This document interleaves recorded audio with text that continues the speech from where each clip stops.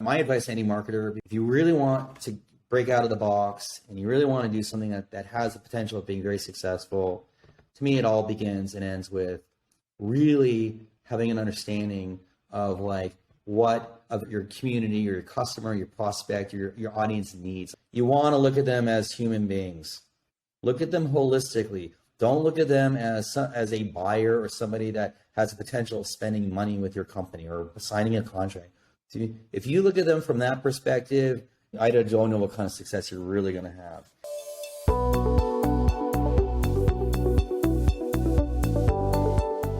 How do you make your customer the hero, or your user, or your player?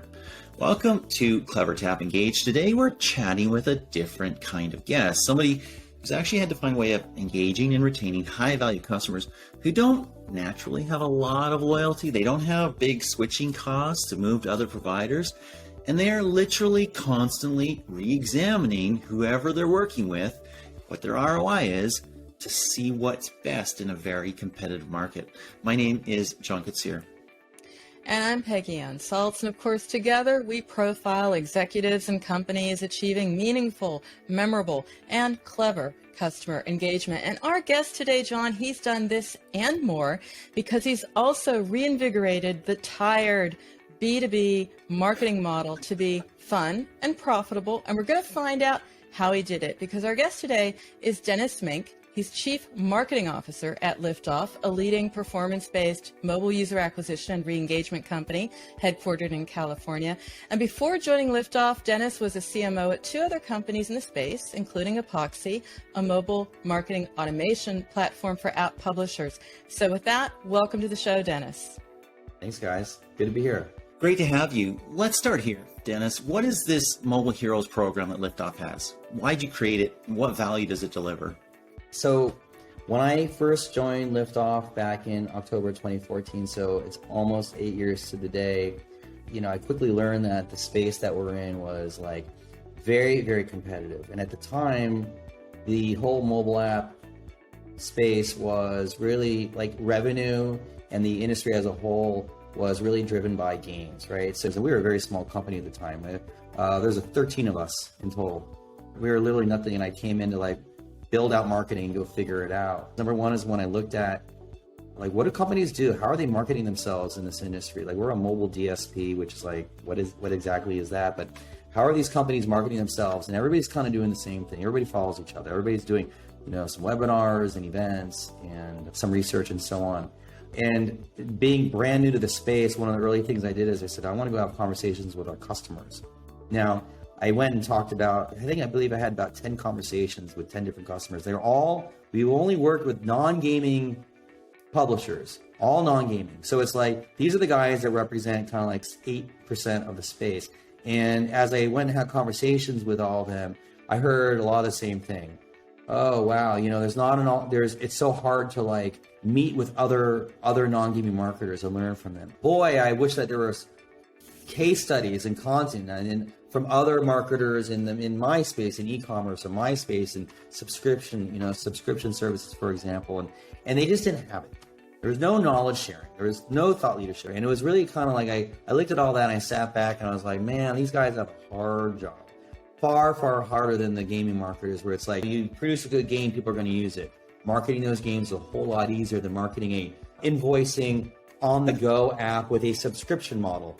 How the hell do you find those users, let alone convince them to download your app and pay a monthly fee to use it, right? And that's where I started to get this idea of like, boy, there's a real gap and there's real opportunity. And so from there, I thought, what if we created a program called Mobile Heroes? It's sufficiently cheesy sounding, which I love cheese. And we use this as an opportunity we co-create content with these marketers, and we will do a good job of marketing it and really kind of focus on starting to build that community of initially non-gaming marketers where they can connect and learn from one another. When we started, we launched September 2015. It was now me and I had one other person on my team, a couple of designers I found in Madrid, Spain, and we built a website. As you guys know, we started featuring one marketer. We did weekly features, weekly emails, weekly blogs and interviews and videos. And we were doing photo shoots. Like, I want real really high quality photos of these marketers, and I go to all the photo shoots. Something very interesting happened. The first 3 or 4 of the marketers, very quickly, they all got new jobs or they got promoted in their organization. I'm like, this is not a coincidence. Their LinkedIn's blew up. They were getting invited to speak at conferences as well as like the promotions and new jobs. And I was like, okay, you know what we're doing here? You know what's happening is we're doing such a good job of building their personal brand that it's turning into accelerated career growth. And at that point, that's when I said, okay, I understand actually what we're doing here is, what we're doing is we're helping build their careers and helping them develop their careers at a much faster rate than it would happen otherwise. And then that became priority number 1. Priority number 2 was then to build the community, create the opportunities online and offline where they can actually connect with one another, talk shop, learn, and get better at their jobs. And so that's really, that was like the earliest of days, but the insights came super fast, and the focus on helping accelerate their career growth became priority number 1. So I want to get you to talk a little bit about the value. You've obviously talked about the value that you're creating for the people who become mobile heroes. I want you to talk about the value that it has for Liftoff. But first, I want to share an anecdote because Peggy and I had a conversation with somebody who became a mobile hero recently. And this individual leads mobile marketing for Call of Duty. And he was legit, Peggy, I'm not lying, corroborate. I know. He was legit excited, jazzed, happy, like I'm going to tell my mom type of thing. Sorry, I say mom like a Canadian because I'm Canadian. I don't say mom. But he was legit jazzed about it, becoming a mobile hero. Am I wrong, Peggy? No, he said it was the turning point. And interesting enough, he was just lining up for his wedding. So we were in that league of life-changing experiences. We fit in while he was planning his wedding, exactly. But what's the value, Dennis, that has accrued for Liftoff? Because you do this for a reason, right? I mean, it's great, it's wonderful, and you enjoy it, but you do it for a reason as well, and it's marketing. What's the value that accrues for Liftoff in this case? So it's a good question. I'll give you like the very tangible and then some of the intangibles, like the value. So a few years back, we asked the question, I started asking the question, I'd like to understand, do we actually generate more revenue from an account where we make the marketer a mobile hero, right? And the marketers, of course, these are people responsible for managing budgets in the millions and tens of millions of dollar range, like on mobile user acquisition and re-engagement and so on. I was like, look, we've been doing this for a few years. When we make a marketer mobile hero, does that account grow at a faster rate? Do they spend more money? And I worked with our BI team to do this analysis, and it was very interesting what they came back with.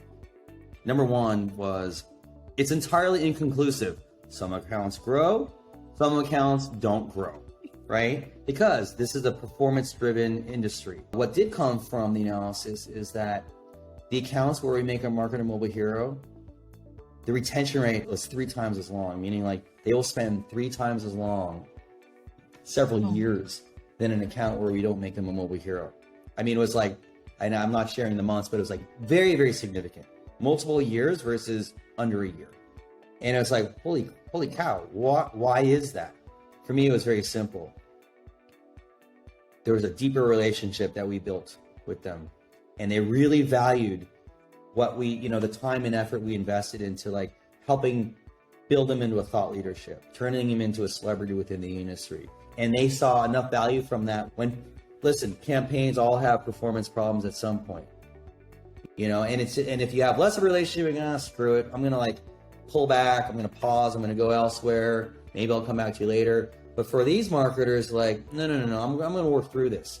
These guys are quality people, and I really value what they've done for me. And I really value how they've supported me in my career through the Mobile Heroes program. That I'm willing to work through those challenges. We have lunch clubs where marketers are getting together, and now others, monetization managers, designers, they meet once a week for 4 weeks with their peers, 10, 15 of them for online lunch where they get to talk shop. We host various events in person where they get to connect and learn from one another. So it's a really community-driven thought leadership, community-driven, learning and education and thought leadership is how I think about what the program ultimately is. We're the ones behind the scenes kind of organizing it, bringing people together. And when you bring people together, so hey, go learn, and we'll bring some fun into it. And we're not going to pitch you. We're not there to like talk at you. We're not, Like we want you to connect and learn from one another. We'll try to bring some fun and entertainment and maybe at times be part of the conversation where relevant. People really value that. I want to distill this into a little bit of a blueprint here. You're talking about a platform. You support the marketers. You started all of this by listening, just listening, Dennis, which is what a lot of marketers don't necessarily do. So understanding how you approach this, what do you think other marketers can learn from this, especially mobile marketers, because you have a blueprint. What's to learn? I think the first thing that I would say is, as a marketer, like to make an investment in a program like this, as a starting point, you got to get out of your comfort zone. You need to break the playbook. You just have to break the playbook, which is like, go define your own playbook. Okay, I'm going to use community as a way of growing our business. And so you have to immediately just get uncomfortable with doing more than just the webinars, the research reports, the blogs, the events. You got to go outside your comfort zone if you're going to do this. That's the kind of, straight up, like it will be uncomfortable. And then you're going to, where's the ROI on this? How do you even measure the ROI? It's like, that's a very good question. If your company really is 100%, your marketing is 100% ROI driven, this is not for you. It's not. It's not a long-term play, but it's at least a medium-term play, right? For sure. Second thing is, if you're going to do it, you need to commit for the long term, right? You need to be very consistent, because we've all seen copycats. Probably half a dozen copycats pop up over the years, and every time, and then like within Liftoff, oh, did you see this? It's the mobile engagement heroes. They like to use heroes a lot. I think we kind of popularized this in the mobile space. It'd be like, and you see these copycats, and I look at it, I go, don't worry about it, guys. They're never going to see it through, and that's entirely what would happen. They go, oh, it's a blog series, and we're interviewing, and and we're trying to like mirror what they're doing over there, and eventually they just screw it. They just stop. So commitment is key. I mean, that's key to marketing, but commitment to doing something like this is really, really an essential part of it. I want to talk about this a little bit in terms of mobile, because I found it interesting. Peggy brought this up, that we should chat with you, and you're B2B, and we don't talk B2B that often in mobile marketing circles, and Peggy and I don't talk to very many B2B marketers. They don't do it well. That's one of the reasons. Maybe, but the reality is B2B is super relevant in mobile. And I had to think back, it's probably a decade ago now. I did a report called Unicorn Dinosaurs for Tune, the original MMP. And I looked at the top 1,000 companies, the Fortune 1000. And then I looked at all of their mobile apps, literally 22,000 mobile apps. We picked the major ones that they had. Some companies have 500, other companies have 0, right? But we looked at all that and we correlated, how they did. And even in B2B companies, if they did well on mobile, had an app, had engagement, had downloads that were outpacing their rivals, they did better. I'm talking Caterpillar here. Caterpillar, making big earth-moving machinery. They did better when they had a good mobile app. Why was that? Because you need an app to access the machine, right? For your service, for other things like that. B2B is super relevant to mobile. Nobody seems to really grasp that, Dennis. A company like Liftoff and others in the space that provide the kind of services that we provide, the industry as a whole, there's a pretty heavy dependency on us. And companies like us in the space. So for these companies are like, listen, our goal is to ultimately provide a mobile product or service or game that people will just love to use, and it brings value to their life one way or another. So everybody just says, hey, we need help finding the right people, reaching the people that will really get value from what it is that we have to offer. And people, they have internal teams, and that gets them so far. And then they go, we need a whole lot more than that. We need partners that will really help us just on that front, like help us find the people that want to use our product or service. They just don't know about it. And then there's other services that are ultimately, like, hey, we have a very active user base and we want to monetize those users, like to support our company so we can like continue to build and develop apps and features that our users will get value out of. So help us monetize these users through advertising. So there's a Yeah, it is like within the mobile space, there are a number, I mean, it's shrunk so much in the last year and a half, as we all know. I mean, what crazy consolidation going on in this space, but there is a very significant dependency on companies like Liftoff to help these companies continue to grow. You started 6 years ago. And you said it yourself. And John, I'm sure you've seen it as well. I get some offers, hey, we want you to be on our new, mobile marketing thought leader podcast. And then they do like 3 or 4, and then it's crickets, right? So many B2B companies are trying to do exactly what you're doing. They're building communities, they're outreaching to John and myself and others, say, hey, get on the show, right? You're not worried. I hear that. But are they too late? I'm very entrepreneurial. That's been my, I built my own things and then eventually moved to the Bay Area. And I'm like, I'm going to go and let's see what kind of damage I could do joining like super small, tiny early stage startups, with Liftoff being like the third and like by far the most successful. So, but just with that, with my sort of entrepreneurial DNA, I mean, I see a crazy amount of opportunity out there. I don't think that there's any one window. I think there are many, many windows. And I'm not going to, I just came from a call with part of my team where like, listen, we're like, hey, we're talking about, there's some very incredibly obvious opportunity in this space, community-driven opportunity, right? We're like, it's just so obvious. It's so obvious. I can't talk about it, but I see windows are open all over the place. But again, this for marketers, like, hey, I want to take a community-driven approach, for example, right? Like, oh my God, it's just so obvious where there's opportunities. Like, go for it. Just go for it. I don't think there's anyone has a lock. I don't think Mobile Heroes has a lock on that by any means. Opportunity is out there, which is always a great message. But you've done it. What do they need to know before they get in too deep and start that podcast that only goes, 3 episodes and they're out?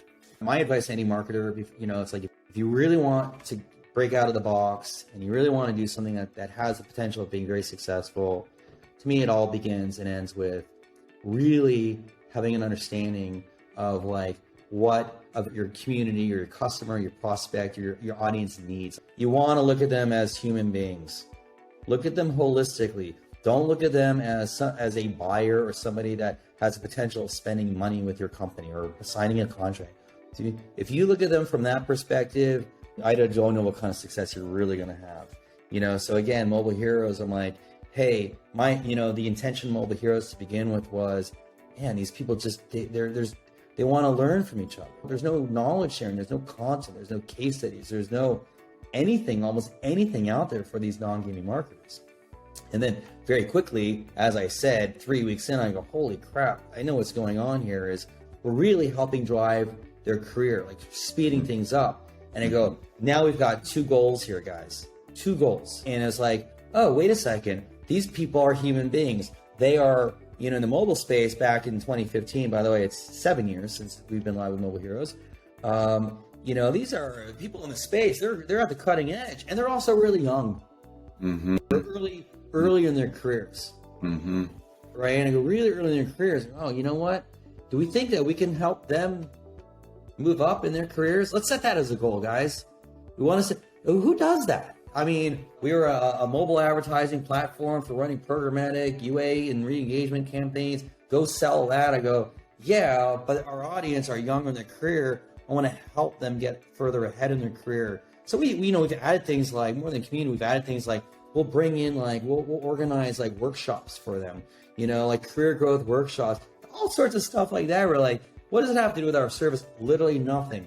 But the reason why we'll offer these types of programs for the marketers, for the heroes, is because we think that it'll help them become better at their jobs. It'll help them move forward in their career. They'll learn how do I manage remote teams or hybrid teams? How do I do that effectively? This is the kind of stuff that we do. Set that as your goal, as first and foremost. Understand, look at them holistically, and then you figure out how can we really add value and think outside the box. Don't just think about the product or service that you have to offer to them. Super interesting stuff about B2B growth, community, all that stuff. You're also have gone through, probably still going through, to some extent, a rebrand. That's something that, I think CMOs, every CMO, that's their time to shine, right? We're building the new brand. It's a logo. What are the colors? What's the font and all that stuff? But of course, it's much, much, much deeper than all that stuff.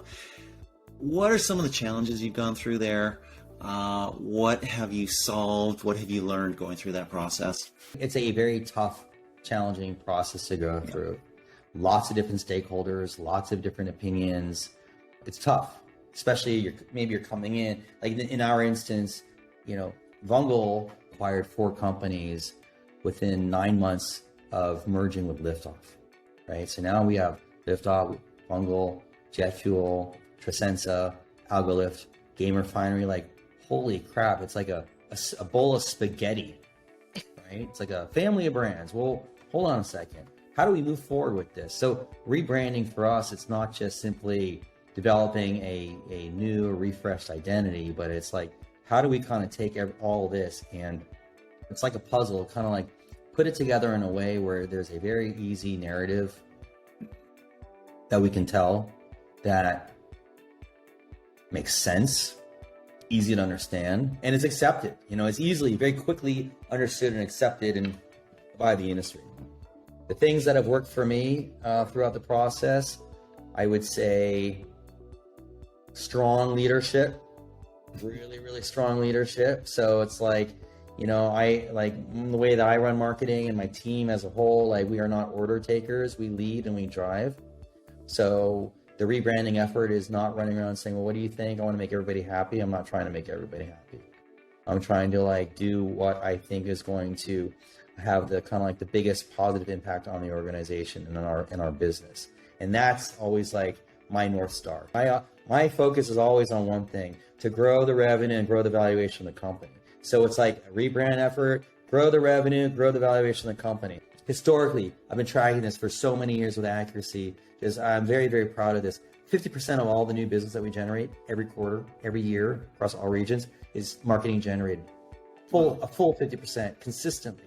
Another 40 to 45% is marketing assisted, meaning maybe a salesperson's engaging and so on, or maybe they're not. Maybe it's just an account that they own in Salesforce and they're having no success, but marketing is able to get that marketer engaged. Again, Mobile Heroes is a huge channel for that, and it leads to signed IOs and revenue and so on. So rebranding is just like, that to me is always the North Star. And then along the ways, I always have, if you really want to get into it, I have all sorts of practical advice I can offer, but that's like, it's a whole conversation. Mm-hmm. All the learnings all the do's and all the don'ts and all the, here's what I will say about the rebrand, because like we're really close to this. My focus right now is like, I look at all of us who work for the company.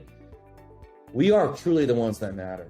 We are truly the ones that matter. The employees are the ones who will evangelize. The employees are the ones who will be ambassadors and represent. And so my focus right now, until up until launch, is making sure everyone knows what's going on, fully informed, questions are answered, and we're getting them super amped up. And that's my whole slogan, is like, amp it up. We're amping up everything now internally. So people are like, hell yes. I'm very, very excited about what you guys are doing. And I, without going into all the details, even to the point where I'm like, me as a brand ambassador and others, like my job is to make sure all of our friends of Liftoff, partners, internal employees, everybody that I interact with knows what's going on, is excited about it. I'm like, yeah, I got to swag you guys up. I got to make sure you guys are like, hell yeah. Like we're thinking, we have a long-standing relationship. So even at that level, it could be like, oh, the finance team has like various vendors. We want our vendors pumped up and amped up, and knowing about it, because that just feeds upon itself. When you get down to the simple things of like likes on a piece of content or news on LinkedIn, what I'm talking about, listens, on a podcast, like where you can actually get like hard metrics. It's just like, yeah, we have 850 people that work for the company. I would love to have 850 people out there, cheering and being excited and supporting, all the marketing activity we do as we go through this, what I see as a 6 to 9 month process of getting the industry fully understanding who Liftoff is. You're talking about how you build community. Now, you have a degree in psychology, Dennis.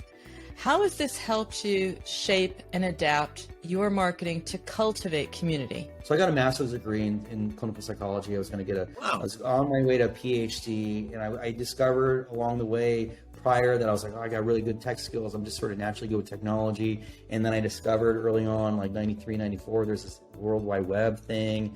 You know, there was nothing commercial about it at the time, and I got really, really excited about that. But along the way of getting my master's, I spent a year practicing therapy with chronically mentally ill. Okay, and I learned something from that experience through the practice and the coaching. Ultimately, if you want to be successful, you must, as a therapist, you must learn to put yourself in the shoes of the person you're trying to help. How do you do that? And within a therapeutic setting, it's like really, it's very interesting. What it comes down to is this: as you're engaging with someone and trying to like understand them, and it evokes all sorts of emotions in you, right? It's very interesting. You have a conversation, and we all kind of come back to ourselves, and it evokes thoughts and feelings and emotions, and you go, what is that about? Oh, they're triggering something in me. Because they remind me of someone else that I know in my life, and so on. And so you learn to really listen to yourself, ultimately. It's like, if you really want to learn to be able to put yourself in the shoes of someone else, it's like you have to become really good at understanding, like hearing, listening, paying attention to your inner voice. And then you apply that, you go, what does that have to do with community and building a community, right? To me, the key, like, here's the ultimate example. When COVID hit, I was like, oh man, COVID is hitting. We're not all the work we've done for all the events and mobile apps unlocked and Koetsier and mobile. We're not going to be able to go there. We're not going to be able to do that, right? And I go, hold on. Oh man, I started thinking about all the marketers. They're not going to be able to go. What are they going to miss? What are they missing out on? Well, geez, what am I missing out on? I'm missing out on like being able to connect with my friends and my colleagues. I'm missing out on being able to present. I'm missing out on having fun, right? And the networking aspect of it. I go, man, how can I kind of make up for that, right?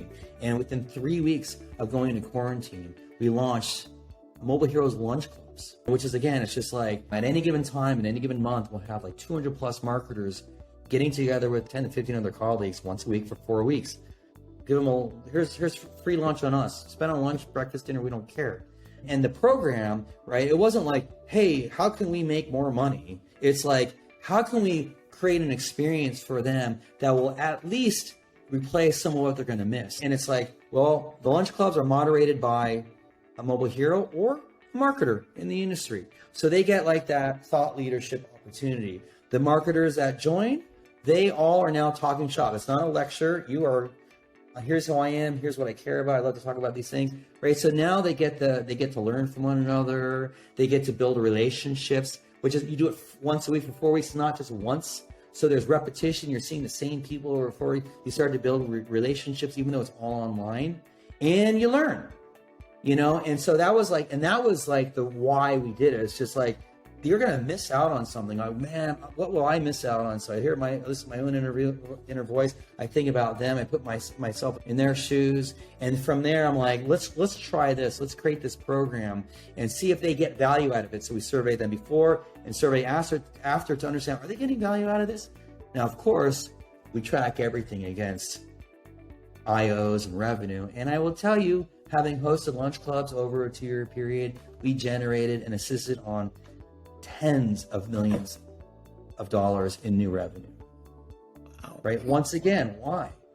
They're like, man, you guys are great. I really got a lot of value. Hey, I would love to moderate the next lunch club the next time, and we'll give them a little bit of training on that, and so they get value out of it, and they go, hey, I want to talk to you guys now about doing business.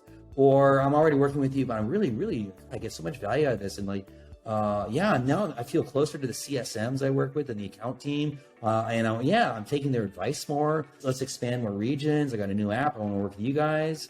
But again, stay true to the spirit of like, I want to create something that really will bring value to their lives. And let's see if that ultimately, if it translates into growth and opportunity for us, great. Huge. Well, Dennis, this has been amazing. This has been wonderful. It's been great to hear. I mean, from clinical psychology to mobile marketing to B2B marketing, and all influenced by what you know about listening to people and listening to yourself. really do appreciate this time. Really do appreciate these insights. Yeah, my pleasure. Oh, I was going to add to it. You talked about value. It was really full of that as well. I mean, a lot that we learned, a lot we learned about listening from you, Dennis. Thanks so much for being on the show. All right. Thanks, guys. And for our audience, if you've been watching the video, hey, we also publish this in an audio podcast, which is easy to consume on the go, on the train, in the plane, wherever you are.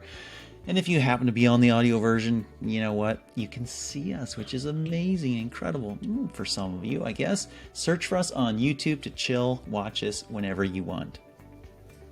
This podcast is about finding the world's best marketers and getting their top tips.